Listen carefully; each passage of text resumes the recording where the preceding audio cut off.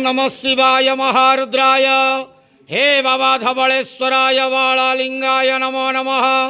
दीपं ज्योति परम ब्रह्म दीपं ज्योति जनार्दनः। दीप हरतु मे पाप पूजा दीप नमस्तुते। अहे धवलेश्वराय वालालिंगाय नमो नमः। संसार सुखी रखंतु। आज पवित्र धर्मर मास कार्तिक मास कृष्ण पक्ष प्रथम दिवस प्रतिपदा तिथि शुभ बुधवार रे संसार सुखी रखंतु। समस्त श्रद्धालु भक्त मान को आशीर्वाद करंतु। मनस्कामना पूर्ण करंतु। कर्म क्षेत्रोन्नति करंतु। ग्रह रिष्ट खंडन करंतु। जगतर मंगल करंतु। विश्वर कल्याण करंतु। आपणकर नाम विख्यात करंतु। सेवकर डाक श्रवण करंतु।